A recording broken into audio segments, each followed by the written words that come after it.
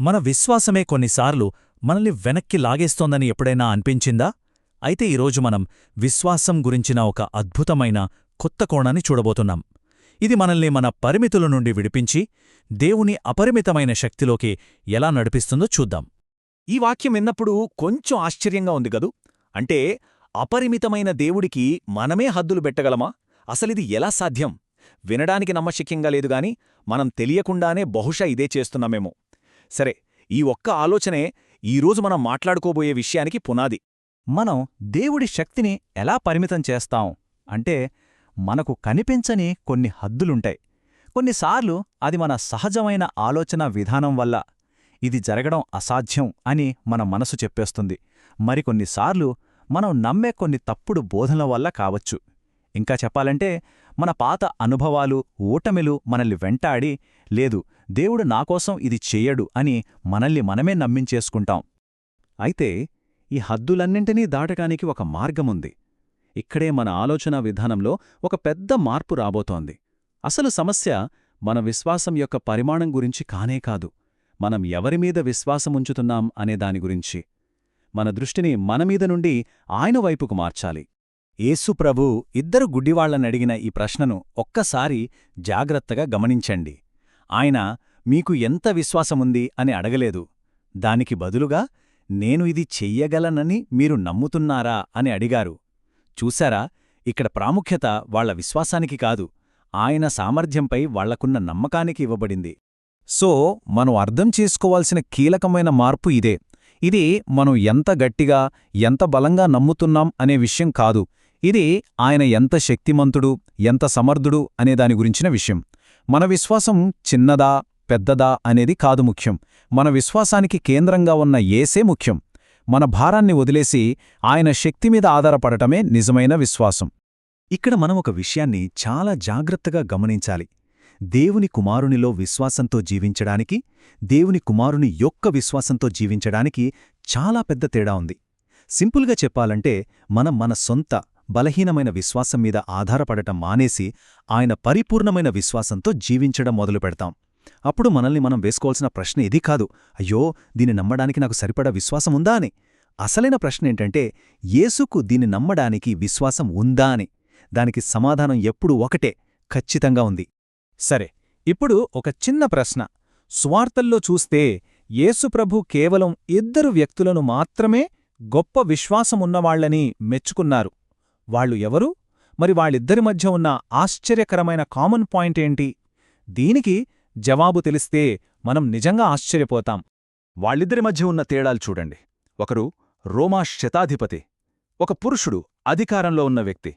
మరొకరు కనానీయురాలైన ఒక స్త్రీ, సమాజంలో చిన్నచూపు చూడబడిన వ్యక్తి. వాళ్ల నేపథ్యాలుగాని, హోదాలుగాని ఏవీ కలవో. అయినా సరే, వాళ్ళిద్దరిలోనూ యేసుప్రభువు గొప్ప విశ్వాసాన్ని చూశారు. మరి వాళ్ల రహస్యమేంటి? అసలైన రహస్యం ఇక్కడే ఉంది. వాళ్ళిద్దరూ యూదులు కారు. అంటే వాళ్లకు మోషే ధర్మశాస్త్రం గురించి ఏమీ తెలీదు. ఏ పనులు చేయాలో, ఏ నియమాలు పాటించాలో లాంటి విషయాలు వాళ్లకు తెలీదు.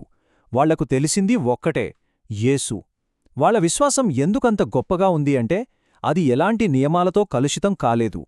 వాళ్ల నమ్మకం సూటిగా, నేరుగా యేసుమీదనే కేంద్రీకృతమయ్యుంది, అంతే. ఈ ఉదాహరణ మనల్ని ఒక ప్రాథమికమైన ప్రశ్న దగ్గరకు తీసుకొస్తుంది. మనం జీవించడానికి రెండు మార్గాలున్నాయి. ఒకటి, ధర్మశాస్త్రం ప్రకారం, అంటే మన సొంత పనులు, ప్రయత్నాల మీద ఆధారపడటం. రెండోది, కృపద్వారా, అంటే ఆయన మనకోసం చేసిన పనిమీద ఆధారపడటం. ఇప్పుడు ఈ రెండింటి మధ్య ఉన్న తేడా ఏంటో స్పష్టంగా చూద్దాం. ఈ వాక్యం చాలా స్పష్టంగా చెబుతోంది, ధర్మశాస్త్రం, విశ్వాసం రెండూ వేర్వేరు. అవి నూనె నీళ్లలాంటివి, ఎప్పటికీ కలవవు. ఎప్పుడైతే మనం మన అర్హతలను, మన మంచి పనులను, మన ప్రార్థనలను దేవుని ముందు పెట్టి ఆయన ఆశీర్వాదాన్నే సంపాదించుకోవడానికి ప్రయత్నిస్తామో, ఆ క్షణమే మనం విశ్వాసాన్ని పక్కన పెట్టేస్తున్నామని అన్నమాట. ఇప్పుడు చూడండి, జీవించడానికి ఈ రెండు మార్గాల మధ్య ఎంత తేడా ఉందో. ఒకవైపు ధర్మశాస్త్రం ప్రకారం జీవించడం. ఇక్కడ మన ఫోకస్ అంతా మనమీదే ఉంటుంది. నేనేం చేస్తున్నాను, నేను సరిగ్గా చేస్తున్నానా అని. మన బలం మీద ఆధారపడతాం. కాని మన బలానికి ఒక లిమిటుంది. అందుకే ఇది చివరికి అపరాధ భావనకే దారితీస్తుంది. కాని మరోవైపు కృపద్వారా జీవించడం. ఇక్కడ మన ఫోకస్ మన మీద కాదు, ఆయన మీద ఉంటుంది.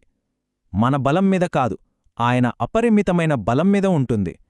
మనమేం చేశామన్నది కాదు, ఆయన మన కోసం ఏం చేశాడన్న దానిపై ఆధారపడి ఉంటుంది. అందుకే ఇది మనకు అపరాధ భావనను కాదు, బలాన్నిస్తుంది.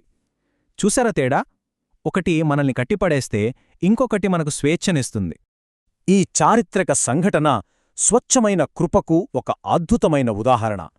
ఇశ్రాయేలీయులు ఐగుప్తు నుండి బయటకు వచ్చిన తరువాత వాళ్లు నిరంతరం సణుగుతున్నా, అవిధేయత చూపించినా దేవుడు వాళ్లను పోషిస్తూనే ఉన్నాడు. ఎందుకని? వాళ్ల యోగ్యతను బట్టి కాదు, తన వాగ్దానం, తన నమ్మకత్వాన్ని బట్టి. ధర్మశాస్త్రం ఇవ్వబడక ముందు వాళ్ల మనుగడ పూర్తిగా ఆయన కృపమీదనే ఆధారపడి ఉంది.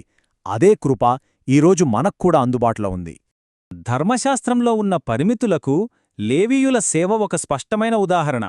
వాళ్ల సేవ వయస్సుతో ముడిపడి ఉంది. 25 ఏళ్లకు మొదలై 50 ఏళ్లకు ముగిసిపోతుంది.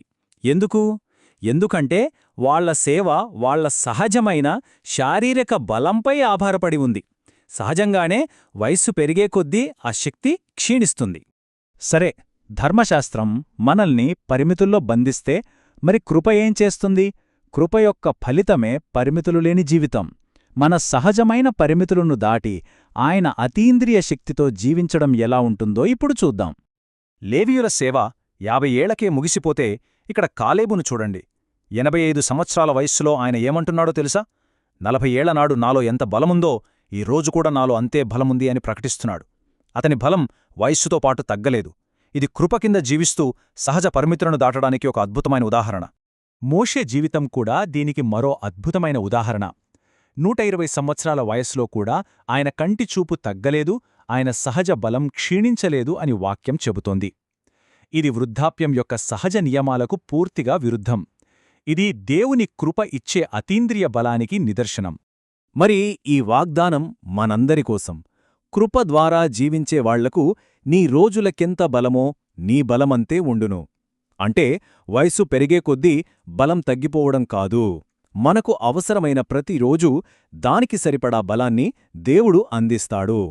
కాబట్టి మన దృష్టిని మన విశ్వాసం నుండి ఆయన విశ్వసనీయత వైపుకు మార్చినప్పుడు మనం పరిమితులు లేని జీవితంలోకి అడుగుపెడతాం. అయితే ఈ ప్రయాణంలో మనం ఒంటరి కాదు. అందుకే మనం ఒకరికొకరు కనెక్ట్ అయ్యి ఒకరినొకరు ప్రోత్సహించుకోవడం చాలా ముఖ్యం. ఈ సందేశం మిమ్మల్ని ప్రోత్సహించిందని నేను నమ్ముతున్నాను.